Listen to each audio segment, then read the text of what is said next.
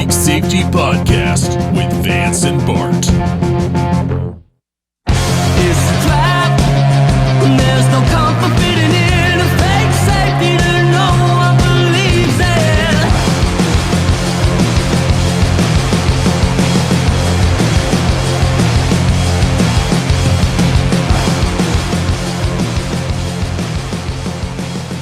in. Boom. Boom. Nice to see you. Late to work, huh? Late to work. Long day.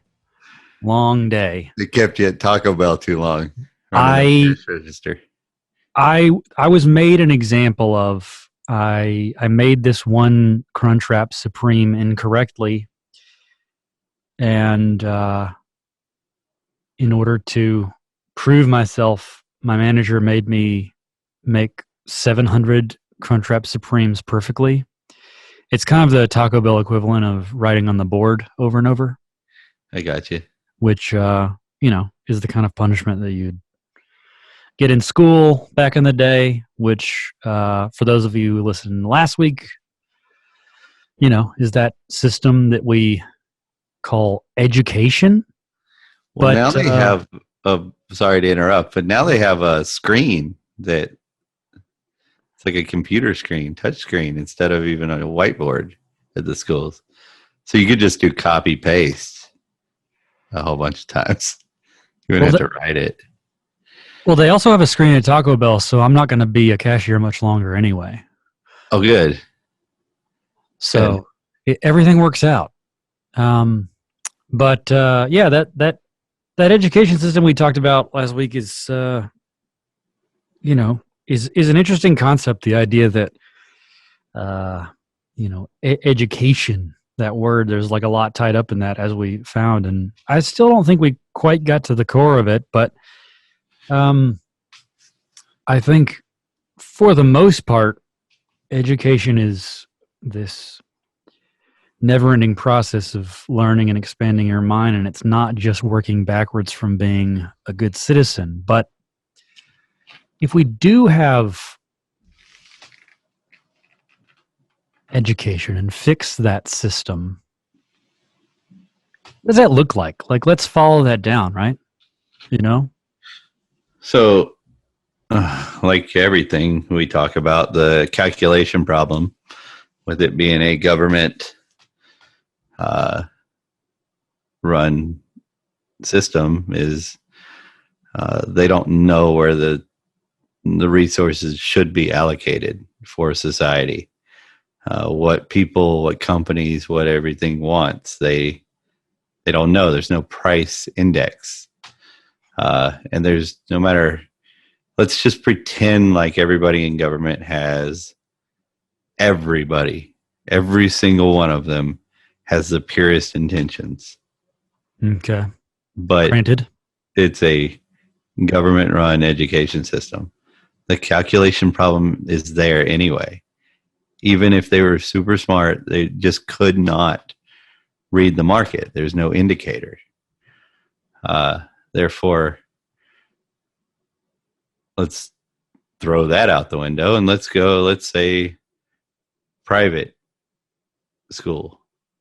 Got it. Private education, not private school, because I don't even think school is necessarily the answer. I think that was a good swing back when we were all farming, but I think we can do better than that. Anyway, let's say private education. We all figured out that was the way to go. We did it. Thousands of companies got into it. Thousands failed. Now there's 15, 20 of them competing. They've got models where they educate different people different ways, and some do better with these kind of people. Some people like this, whatever. So it works, right? And people are getting educated who want to be educated, the way they want to be educated, and what they want to be educated. And everybody's happy. Nobody's being forced to do anything. Everybody's getting what they want, and or not getting anything if they don't want it, right? And we're not having the debate on whether education is good or bad in America. Now, in this utopia, it's good. Now, let's say somebody doesn't, a mom and dad don't have the money to send their kid to school. In the society that I'm talking about, it would be lucrative for companies to, I don't know how exactly it would play out in the long run, but it would be lucrative for a company to be like, hey, I'll send you to school as long as you come to work for me in this field, or this field, depending on the education you get for X amount of time. I'll pay for your schooling. That would most likely be happening because it would just make sense, because companies in that world wouldn't be able to use government regulations to knock out competition. They would actually have to have human capital to compete with their competition, because the customers would be the people who said whether a company made it or didn't, right? So, but let's pretend like there's just one good family, right? Great family, great kid, who just no company wants to invest in. Nobody, right? And they're like, I want to send my kid to school. Okay, let's think about why dad wasn't able to send, mom wasn't able to send their kid to school. What they do with the money they made. What they do with whatever happened to them. In most scenarios, like, people, your time is worth what it is to you. So, like, I don't want to work so hard to become some CEO, so I don't. Therefore, I have a little bit more time with my family. It's a value judgment, right? A lot of people make that value judgment. They don't want to have that much time away from whatever, and they don't work. Whether you want to call it lazy or not, to me, it's a value judgment, and I have no. As long as you're not taking from me to subsidize it, then I'm okay with it. You can be, if you are lazy, that's fine with me. I don't care. All right. So, but there's scenarios where, let's say, the father was hurt in an accident, right?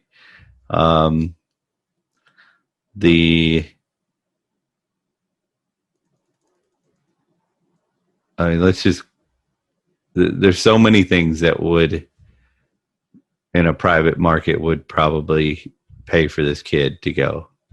But let's just pretend like something about this kid nobody wants, right? And is it now a right for him or her to get an equal education? Like, because we can't just say an education, because the kid could just go on YouTube and learn if he wanted to, right? I mean, I know more stuff from learning myself than I do from anybody else. So the kid could educate himself, right? Let's say, does he have a right to the same type of education that most of the other kids are getting? Because he wants it, and most kids want it. Well, and I think that's why the conversation we had last week does tend to tear this argument apart almost before it even starts. Mm-hmm. Because the idea of this premise, the idea that some child would end up without education and would have some right to that education that needed correcting, that situation almost can't present itself by way of the way that we actually define education and the way that we set up a society to be driven by these types of factors, right? So Mhm. if you say that an education is everything that you want to learn, and we have removed those barriers such that you can learn those things freely via YouTube and some sort of curated other channel that can be had for minimal cost, then maybe that need breaks down and completely goes away. And I think, to your point, what market forces are in place that would dictate that this person would have no money and they wouldn't need this. But I think, for the sake of the thought experiment, it's a good question, and I think maybe we define that education, albeit arbitrarily, to a fixed point, right? Like, what is that education? Let's call it um, let's call it what they would call it now, which is school, right? Like a degree, right? Because at least the way that we've talked about it in recent culture, Mhm. and certainly how we talk about it as an ideal, which would be either the pursuit of knowledge in and of itself, or, of course, in commerce, some private firms being able to uh, benefit from that knowledge of the productivity of their labor. So the first one being a bit more on the side of a luxury, learning what you want, is a bit more nebulous. So if we tie it to something a bit more concrete and say that it's a degree or a certificate of some sort that is a requirement for some sort of a job that you would need. Let's I call think it like a competency certificate. Like you've got the basics. right. You You're you've got a good foundation. Now a company can build on that, right? You can get a job low and work your way up, which is right. what I think the high school diploma is supposed to be today. Right. I'm not really sure. As it is interchangeable with the GED, it Yeah. is this standard of,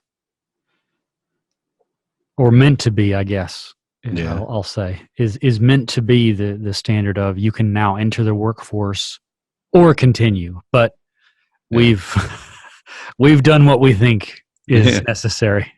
Yeah. So yeah, let's call it that.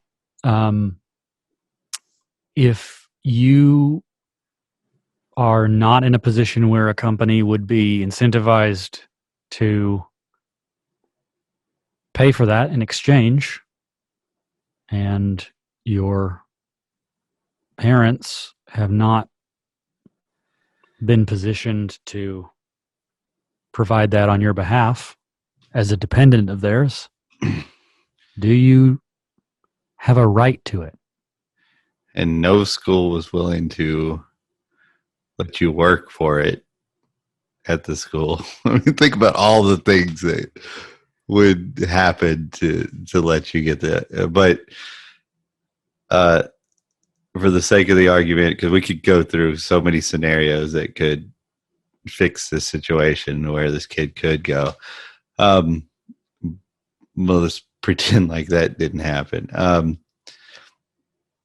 So the positive rights. So let's say we grant the positive right to said child. All right. So now uh, wealth has to be spent on this child, and wealth being I hate to use money but like most people think of it as money, but think about all the things that get you money, right? Your blood, your sweat, your mind, your creativity, right? All these things that in a utopia would grant us our currency at that time, which would not be U.S. dollars. Trust me. But like, we'd have to spend that now on this kid, whether, and even if the teacher said, "Oh, it's just one child," I will teach this child for free, right? Now, the time spent teaching this child is time that he or she is not with their kids, not kayaking, not whatever they want to be doing besides this. That's the cost of this. Is that a huge cost? Not for just one child, you know. But do you have a right to force somebody to do that?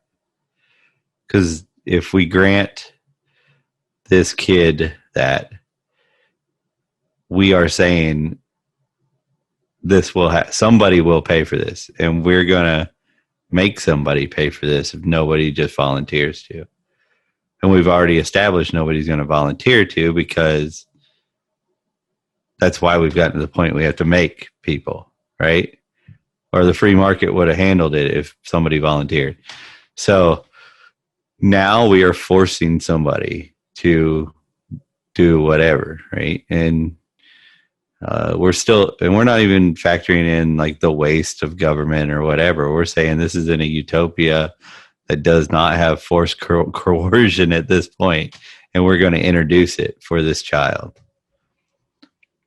Which, I'll say is, if we're going to try and, add some credence to this, like let's prop it up a bit and say that for some reason this education isn't a means to something that someone can capitalize on, but it is a means of positive and altruistic production. So this child's education would be for the greater good, and we've established that, but it would not translate to capital that anyone would be willing to put forth in order to return on investment. So if we're going to force somebody or multiple people to invest in child, right? Now we have to establish a group of people or a person that decides who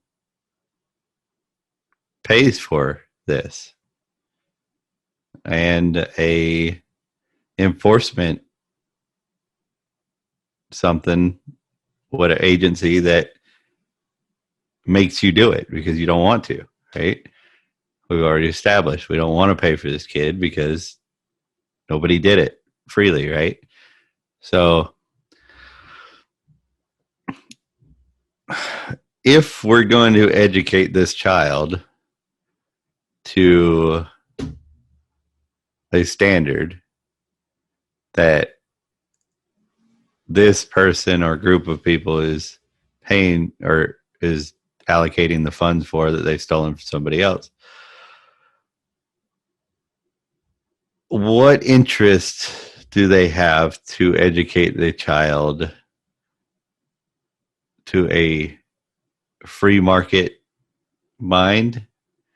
And what about the company that person owns on the side, or this person in the panel owns on the side? They're going to use the tax dollars that they've paid. The incentive is going to be, I control this. I force that person to pay for it, right? My incentive is to educate that person's mind to like me having this power and to be good at doing the job that suits my company, right? As opposed to what a free market uh, indicator based economy would just go towards whatever resource was most valuable at the time, right? That would be where education would move to, because it'd follow the money, right? So now it's just going to be arbitrary, right? For that child, at least that one, you know. Um, so these are all things. They're minimal when we're speaking about one child, right? You, how many enforcement people would you really need? Do the paperwork, make sure that this person paid or that person paid or whatever, right? Probably not that many. I feel like it's one guy named Gary who does all of it. Yeah. He's sort of a tax collector and also a cop and also a courier and also a truancy officer. And So a Fuhrer. Our Fuhrer. He is the end all be all. I prefer to call him Gary of all trades. Yeah. Well, old Gary with his mustache. Classic Gary. Yep. So I don't bring up these little things like enforcement agencies and stuff to be a smartass or to be like, I told you so. I'm an anarchist and I'm right. I want you to understand that this isn't a voluntary thing. Just like taxes today. Yes, we vote all the time. And people are like, yeah, we should raise the taxes on the other guy, right? And so they always vote for raising the tax on people that aren't them, right? And it always backfires and whatnot. And they vote, we want to do this with the money, but they're not the ones paying for it. They're telling everybody else what to pay. You know what I mean? So in their heads, it's disconnected. So do a thought experiment with you and your friends and say, what if the tax code was they broke down every dollar that was taken in and where it went, and you were like, you had X amount, right? The whole thing you were supposed to pay if you wanted to pay for all of these things, right? But then you could not check this box and your tax went down as you didn't. I don't want to fund that. I don't want to fund. Like other people can, right? And they can put more in that and take some from this, right? Imagine what you would actually want from your government if you were doing it that way. Like you would actually want, not what you vote for because the left or the right told you to on the ballot, but like what you would really vote for if that's how you did it through your own dollar. And that's what you have to think about with these things, like forcing people with positive rights. You've got to force people to do something. You've got to take somebody's natural right away to give a positive right. You cannot give a positive right without taking a natural right away from somebody else or a lot more people. It cannot happen. So we all want it to be rainbows and unicorns and whatever, right? But you're not going to get there from the barrel of a gun, from forcing other people to pay for your things or do this or do that. You're going to get there through I hate when people call capitalism like focus on the end product of capitalism. Oh, I want my profit, right? what capitalism is a amazing dance of people socially just it's like a flock of birds or a school of fish. Like, it's chaos, but it's perfect. It does, everything's got its place. Things cost money, which indicates resources should go here.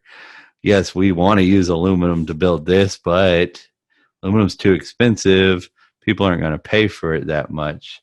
Why is aluminum too expensive? Because it's really needed over here. But this person doesn't know that. They just know it's too expensive. I could use a polymer here. People would still buy my product. Yes, I don't really want to. I want to use aluminum, but it's too expensive, right? He doesn't know why aluminum's too expensive, right? And he doesn't have to. It's an indicator, right? Well, and you're pointing to the fact that, and at the risk of being super pedantic and jumping into a semantic argument of the fact that we spent, last week defining education, and I don't want to define capitalism today. No. Like, the sense of capitalism being 20 things to even just a couple of people is very true, but I think what you're talking about in its truest sense is actually not a system at all. I think it's the lack of a system. It's sort of the natural outgrowth of how humans interact. Yes. And I just want everyone who hears you say capitalism, it's not what you read about for those who have kind of used capitalism as a derogatory term, right? The, I guess, Marxist movement and forward. Ludwig von Mises called it human action. Economics. I say it's the amazing. system of economics without a system for capital. In a vacuum, as humans interact, whatever that is, that natural outgrowth, we'll call that capitalism. And I think that's what you're talking about. And I think it's an important distinction. Like I say, I don't want to get too in the weeds on it, but I think it's an important distinction to make so that when people hear you say capitalism, they don't make these connections around cronyism and right. all of this wealth. It's completely voluntary. There is no forced interaction. Yes, that's exactly what I'm talking about. Completely voluntary interaction. What we have now is a lot of forced interaction. There are free market elements to what we have today, but I would say 99, almost every interaction that you do with another human is affected by some sort of forced government interaction too. Whether it be, the side of the road you drive on to the candy bar you buy. Like, company, let's go all the way back to the peanut farmer, subsidized or whatever, and then they wanted them to grow corn, so now peanuts are more because more people grow corn or whatever, right? There's all kinds of things that are affecting the market, so you're not interacting with your fellow humans in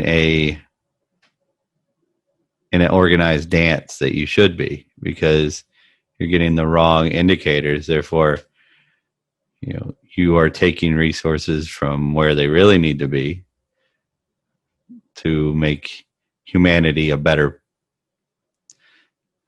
society, a better place, and you're putting them in things that they don't need to be in, or vice versa. The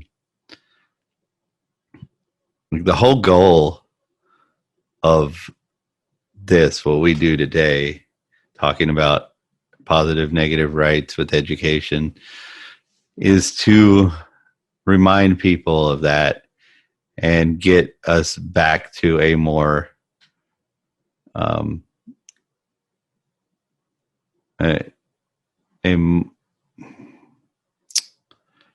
I don't know how to say it, but like get us in sync with our fellow humans again. We all hate each other because of politics, but the government is the reason, right? If we had this free market, we could come up with a solution to get James his education through no force at all. And therefore, we wouldn't have to affect anybody's natural rights. We could just help James. And you touched on this kind of in the first part of our conversation, where we were talking about the market and these firms being incentivized, and they likely would have found a way, whether that be through some incentive for them to put investing in this child's education, or some larger charitable or philanthropic need to voluntarily move that. But it even also just a PR campaign. I mean, if anybody works for a company in marketing, we all know that we go and put a shower in some old crippled person's house. I'm speaking from experience, and we take pictures with them and we put them on our internet websites and whatnot, right?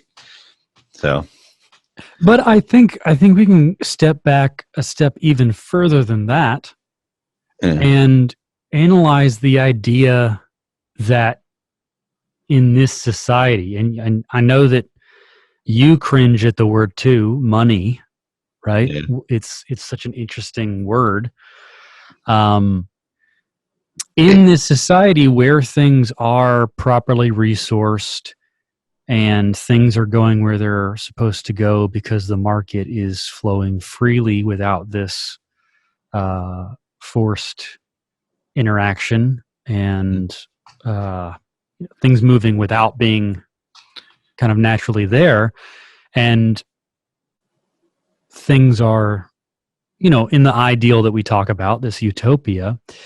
To me, I find that money in that place becomes somewhat pure, in that money is truly some abstraction. It's a tool to count IOUs or balance or record a vacuum that needs to be filled with some resource. And right. in that system, I apologize for, I guess, in that system, money is what it's supposed to be, currency, whatever. I don't like using it for the same reason that you, every time that I say the word capitalism, you cringe and have to say what I mean, because that word, where it doesn't have, because of the worlds we live in, like if I say capitalism where I live, I don't get that same reaction as where when you say it in the work space that you live in, you probably get a huge negative reaction. Whereas money, at least in my atmosphere, and I imagine in yours too, people don't understand what money really is anymore. I know they're not taught it in school. So, but yes, you're right. You're exactly right. Currency, whatever it may be, it could be, bark from a certain tree. It doesn't really matter as long as it's a free market exchange where it's voluntary. You don't have to use it, whatever. It's not a forced upon. It'll work, and it'll work without confrontation. It'll work naturally. So, and people will be okay with that. and that's why I wonder, when we talk about having a right to something or having a right to any service or product or resource, if in this utopian world, money is simply a tool to represent resources that are moving to where they need to be, if this child truly needs that education, would it not follow that this utopian system would allow that to happen by some way? Absolutely. If there was an incentive for that child to be educated in a capitalist society, let's use the word they like to use against us. Somebody would exploit it and educate this child. They would evilly, just pure evil, exploit this child's need for education and give it to him. And you say need, a need for education. What is that need? Why do you need that? So I feel, and this is, I guess, a little bit subjective, but I think humanity, at least let's say most humans, right? There's all kinds of us, right? But in general, humans need their minds to be expanded. So I don't mean the concept of education that we kind of talked about abstractly. I mean kind of what we were talking about when we defined it, right? And at the risk of sounding like the Republican Party who celebrates a lack of education, right. Yeah, what I mean, I say that very specific arbitrary one we defined earlier on, not just the search for knowledge. I mean this that certificate we talked about. Like, why do you need that? I don't think you do. Not everybody does. So then, do you have a right to it? No, I don't think there's. I don't think anybody has any positive right. If your rights come from taking other people's stuff, that's not a right. That's violence.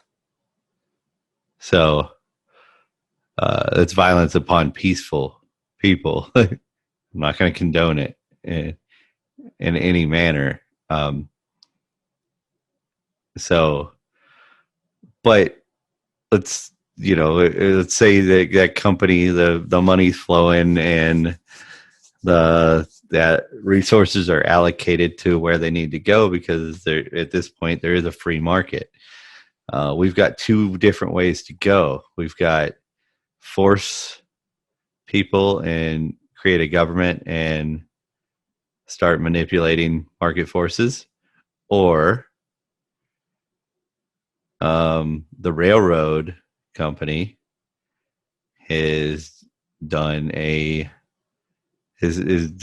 a magnet railway, and they need this type of employee, this type of employee, this type of employee. They know they're going to need it in the future, so they're investing in people, and they test all these companies and other companies that are doing other things. They're testing kids who need help with funding for school. And, Frank or Jesse or whatever his name is, he tests well for, research and development of science, the physics and whatnot, right? So they're like, well, shit, let's get him through the basics and, see if he wants to sign a contract or whatever. Once he gets old enough, he's going to know us. We're going to wine and dine him, and get him a good bike and whatnot, and then when it's time for it, he's old enough to sign a contract,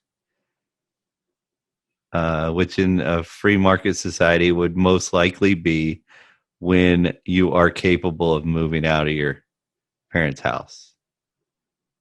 That would be, I don't think it would be in a free market society. I think there might be some communities that set an age, but for the most part, I don't think there would be an arbitrary age, because I think that creates more problems than it fixes. So I think it would be more like when because we all want to move out, right?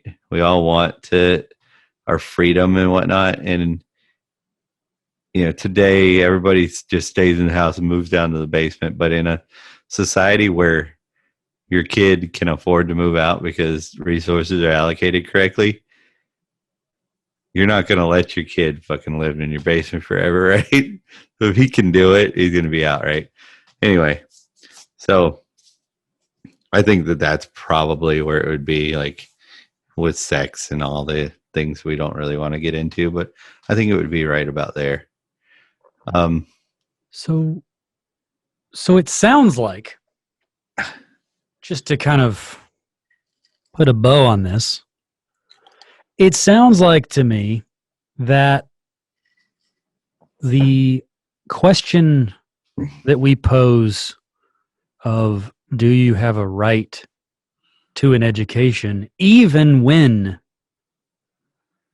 we create some arbitrary sense of what we define as education, which is in itself already kind of a gargantuan task, even then, when we try to explore the idea of what it would be like to have a right to that education, as we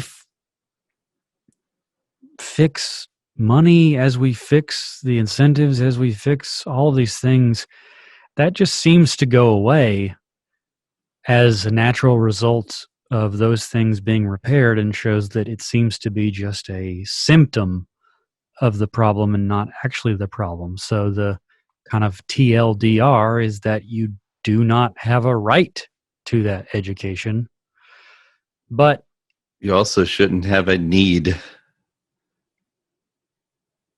You shouldn't have a need for assistance for it. The fact that you need assistance is the same entity that's telling you to give them the power to give you the right to have it. I mean, if you think about this, the way that government works, they create a problem. Like the very first governments, states or whatever, or kings and whatnot, they're basically mobsters, right? And around some farming community, and people were just living, trading their cows and whatever. And they would, hire some raiders or exploit the fact that there were some raiders, right? And they would come in and like, I'll protect you, but you got to give me this, right? And that's how the state starts. So they create a problem.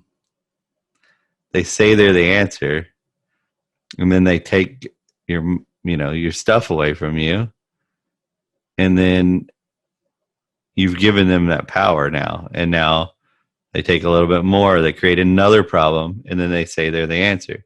And they've done that so many times now that the problems they've created have, like, it's just so woven in this weird thing.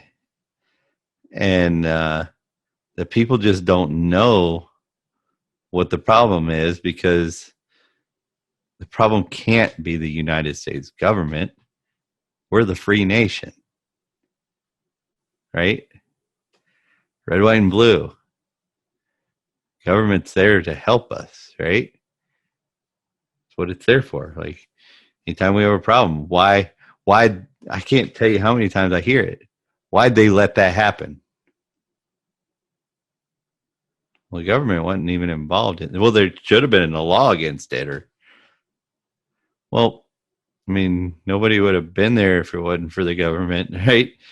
That freeway probably would be run by a private company that you were their customer and probably would have been done a lot better or whatever, right?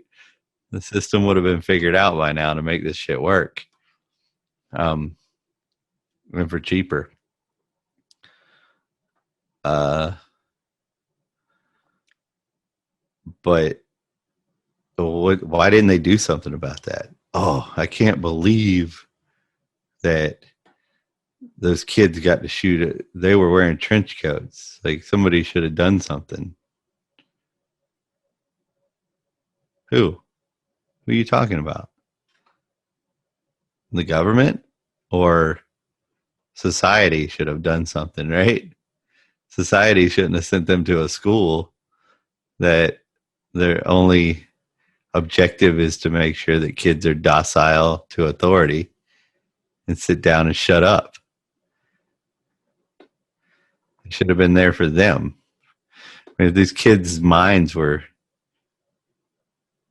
being stretched, taught interesting things instead of just sit down and shut up.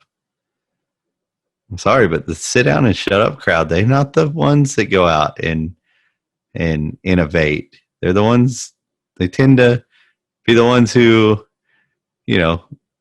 organize the wheels and grease the wheels when they need greased and whatnot. But the kids who are rule breakers, and they're the ones who go out there and take the risk and create the new thing, and we're beating that out of children today. It's not about whether you get the math problem right. You just have to do it our way, our procedure. Yeah, you came up with a better way to do it, but you failed because you did that. You're supposed to do it our way, our procedure.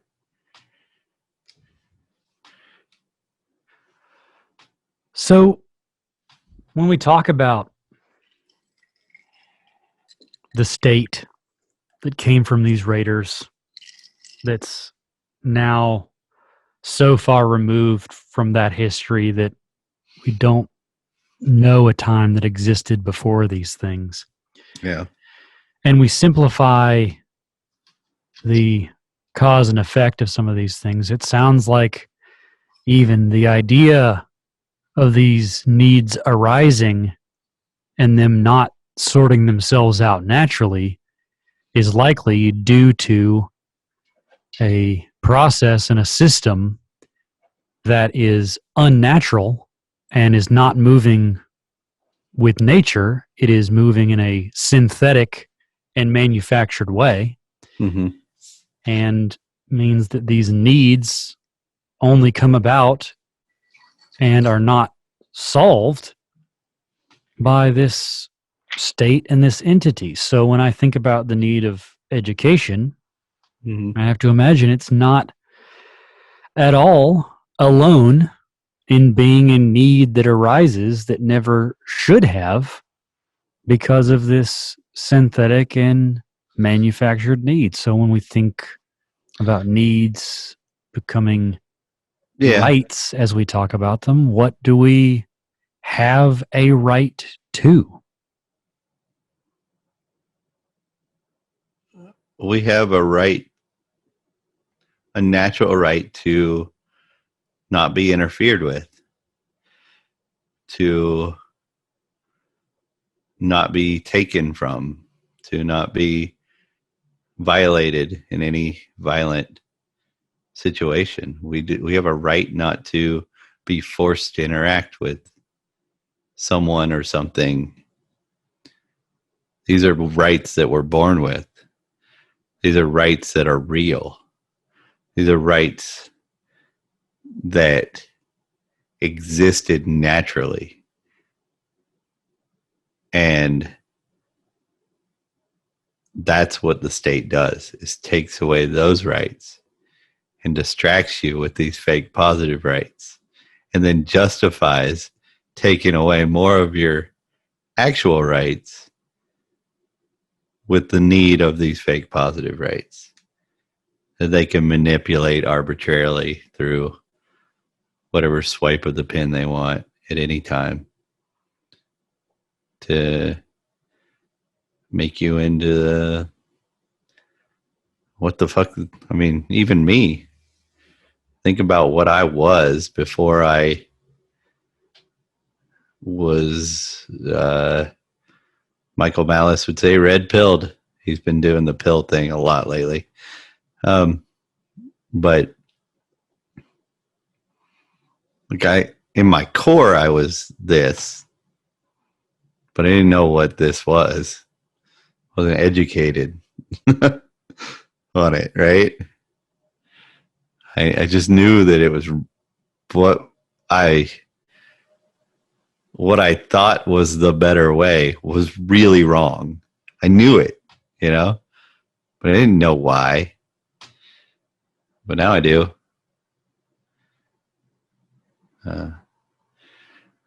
And my positive rights education didn't do shit for me to get there. If anything, it hid it from me as long as it possibly could.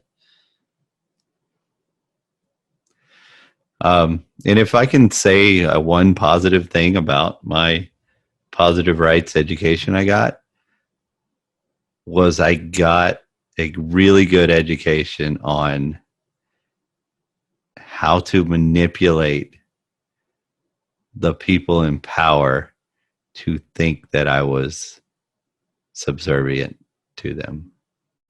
Does that make sense? To think that I was sitting down and shutting up on the surface. But really, I was doing whatever the fuck I wanted. I just had I fluffed them when I needed to, and I did this or I did that. And when I needed to fight, I fought them in a way that was system oriented, right? Public, the public eye or something, and it's the real education I got from the public school system.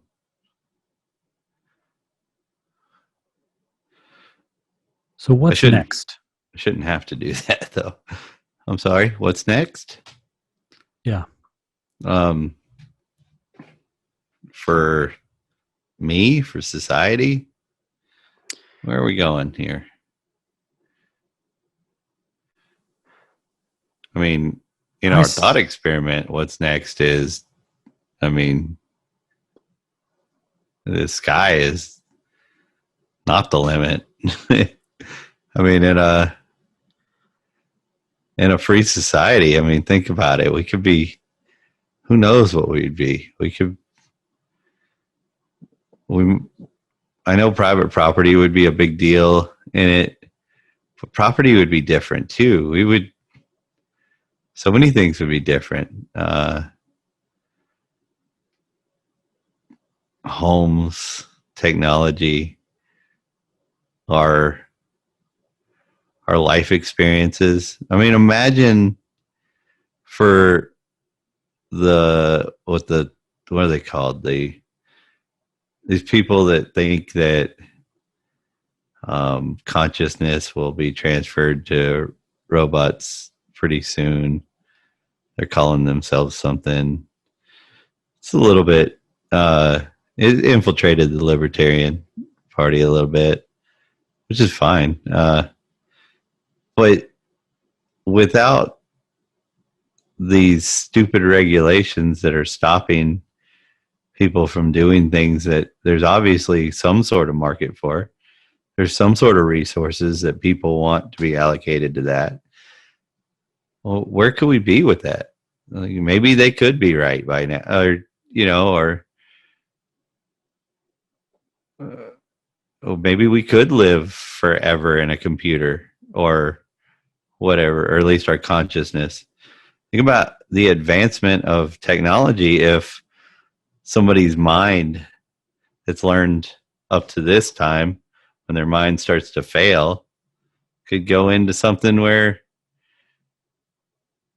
the it was still firing, and they could build upon that, right? Who knows where we could be? I mean,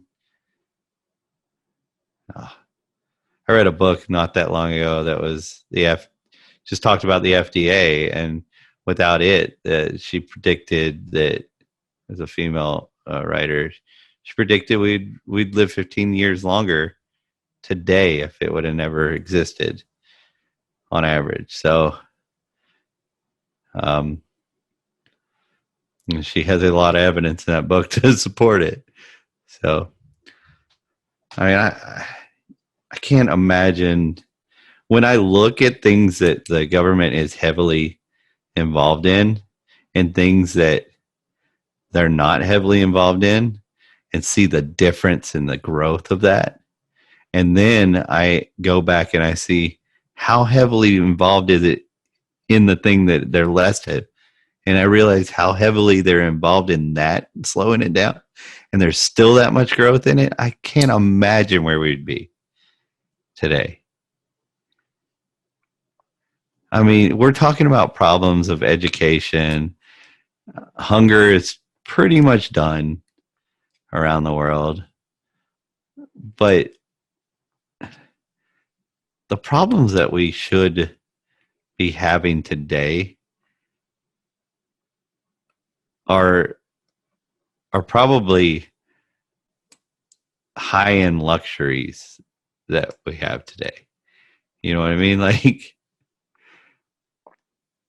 I should be mad that the Rolls Royce doesn't allow me to use that, that special wood in Germany anymore in my dash, because it's not, it's gotten too expensive because they've got too many of them down or whatever. They didn't keep enough of the cow leather in their storage vault to redo my back seat. I'm a productive guy. I should, these are things that would be our big problems without the government in our way. People who work at Baskin Robbins should be able to own a house without taking something from somebody else. If they work at Baskin Robbins is a market that is needed. They should probably be able to own a house. Something. Now, what a house is at that point in a free market might be, for a very low income, might be quite a bit different than what we think a house is today. But a high-end house would probably be a lot different than what we think a house is today, too.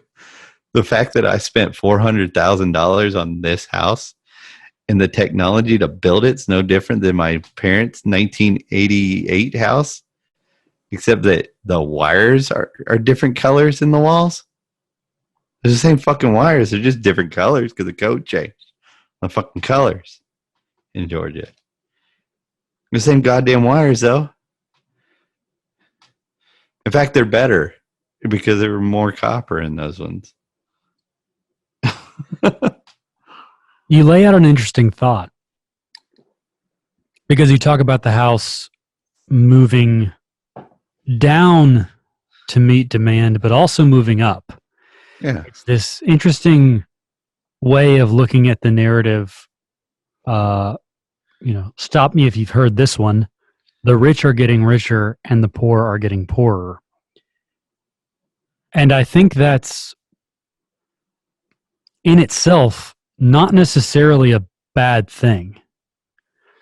Yeah. I think if the poor are actually getting poorer related to where they were, I think that is a bad thing. But as you start looking at things relatively, and as things start to scale, the poor, even if they grow and increase, they may not grow and increase at the rate that the rich get richer. And I think that's because of the compounding effects of capital and that sort of thing. And the fact that if you have double the resources that it would take for you to live, that's going to be different than just two people who have 1x what they need to live, because there's overages and things and carryover, and there are a lot of economic models that we could certainly get into, but it speaks to a piece that a lot of the folks who say that sentence, the rich are getting richer, the poor are getting poorer, they're not really speaking to the market reaching to both of those places. The implication is that the market will only serve those that are wealthy. But exactly. So that's the difference, right? That's what keeps the middle class and the poor and the super rich further apart, right? The idea of people being poor and people being rich is subjective, right? But when you see the quality of life from rich to poor being further apart, that's what's bad in society, right? We want the whole thing to go up. You know what I mean? And maybe get closer together, right? Like poor people should have more, whatever. Like whether they should have whatever they want. I'm saying nobody should give them anything, but when we make things cost more, it doesn't hurt the super rich guy. You know what I mean? When we put a regulation on oil production, it doesn't hurt the already super rich oil company. It does, I guess it does, if you just look at a spreadsheet. But if you take the factor of, Tommy's oil drilling and refining company can't afford to grow and compete and pay this new cost, right? Now they're out of the picture, Tommy's oil company was never going to be Exxon. That wasn't his desire anyway. But he was good at it. He wanted to do a good job in Texas. He might have Austin on lock. Everybody likes the gas from him. They know him. He's a good guy, But now Exxon doesn't have to compete with Tommy.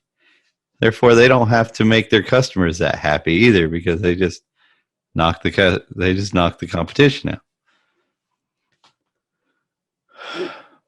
So that makes the poor people poorer without taking their money away. They're not getting. They wanted Tommy's gas. They wanted, whether it was better or not, they got more enjoyment out of it. The market wanted Tommy's gas.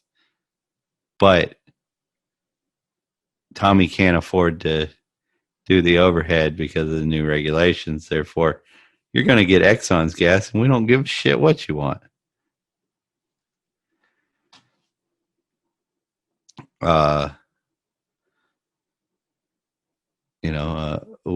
We sit here, we look at the project housing, like these old steel doors, these toilets that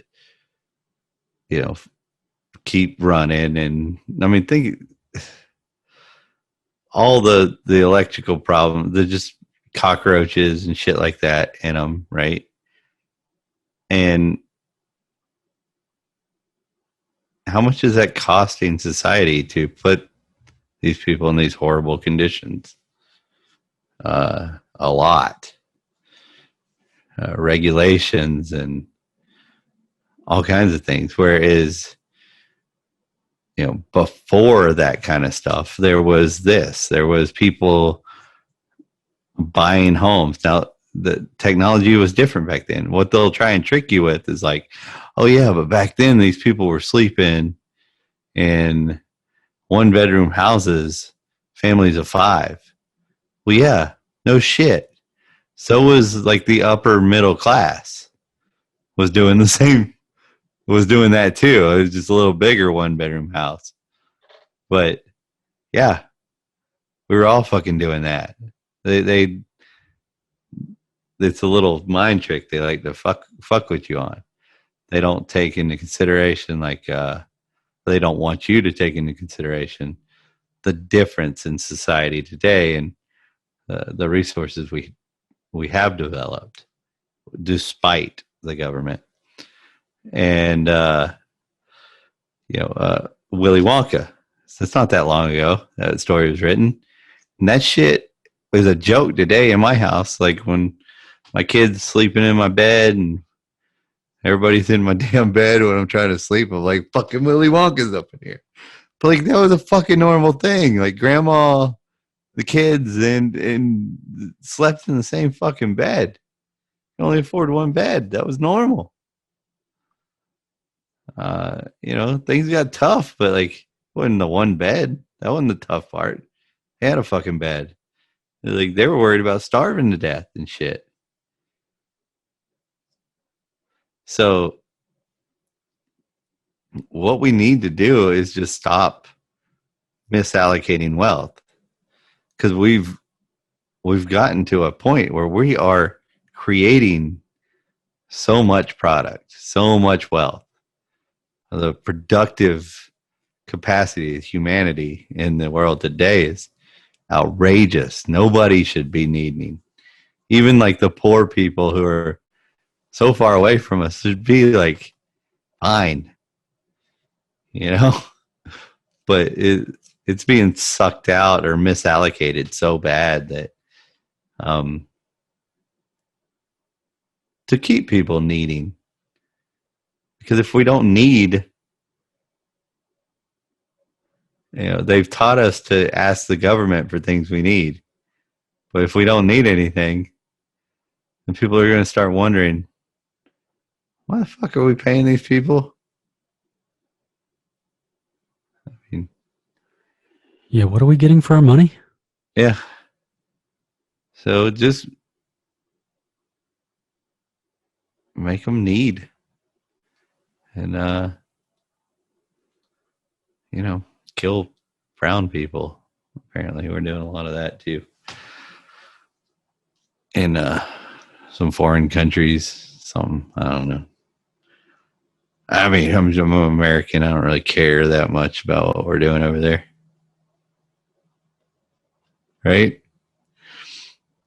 But Scott Horton said the other day on his show, he said, the Iraq War, something to be said about it. It's the least supported war America has ever been in. And it's also the least opposed war that America's ever been in. Nobody gives a fuck. It's just over, Raytheon's just sucking wealth out of us and killing brown people.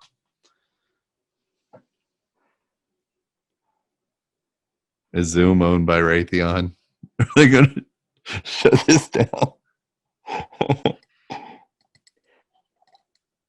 No one loves the war. No one hates the war. Everyone just accepts the war. I mean, well, you were talking earlier about the people, back in the middle when people were like, raiders came in and then we protected them, and then, the overlaps. And then pretty soon those people in that village grew up and they didn't know anything but having a king, right? So that's just the way it was for them. Even though that 20 years ago, before they were born, they were all free. But now they just know we have to pay taxes. I have to give them, half my okra, whatever, right? And that's what we're done with the war. We've actually just been in a war long enough that a lot of the people are just like, hey, we're America. We just always, that's what we do over there. We go over there and we like just make things worse. That's what we have to do for our safety. We have to kill brown people, duh. What we've always done. We just got used to it. It's Stockholm syndrome. And they just don't know any different. I mean, think about it. Like, because when you learned about the BS you learned about in school, it was just like, oh, it's got to be what happened. 'Cause I grew up now. I know what's happened now, but I don't really, only what you tell me is what I know. But before, they don't even know an America not at war. Well, 20 years old. This They've is never lived in a world in America without war. This is a theme I think we talked about last week, is the idea that the government can always outlast you. It will always outlive you. So it becomes this generational question where if I think about the history books, Yeah. and one of the calls to action we talked about with the folks who are listening is to go read their kids' history books. Well, they can speak to the things that have been happening in the last few years while they were alive, but maybe not everything that came before that. Right. And maybe their parents can. And But that's what if your grandparents are alive. we open their eyes, is because in the history books of your children, there's going to be things that you lived through. And if those are lies, you can bet the rest of it's lies too. And if you want to prove yourself right or wrong, go learn from a real historian and see what's up. Because take even the shittiest historian's class who wants to be on point with the narrative, and he's going to fuck up and say some shit that doesn't line up. I mean, hell, if you look at what we're taught about U.S. history from an outsider point of view who doesn't just suck the dick of the American flagpole, it doesn't make sense. You know? So there are some things that don't line up. Yeah. Like there's more going on there because people don't just go and let their sons. We don't have a war in our backyard against family members unless there's some more shit going on. And it was different for almost every region, especially on the north. The people on the border of the north, when you really look into that Civil War, it's amazing the reasons why they either fought or didn't want to fight. It's none of the narratives are the reason. Like nothing, no explanation I heard from anybody is right when it comes to those particular states. Well, it sounds like what you're alluding to here is propaganda. I think so. And propaganda and war go hand in hand. But the good news is we live in America with a free press. So we don't get propagandized. Unfortunately, a lot of the other countries, Russia, China. Somalia, yeah, China. What are the other bad ones? North Korea. The bad countries do get it. Yeah. So those ones, they get propaganda. You know, us living in America, we don't really know what that is. We get a little false news, fake news here and there, but Never any serious things. Nothing that would get our sons and daughters killed or anything. It's a trap.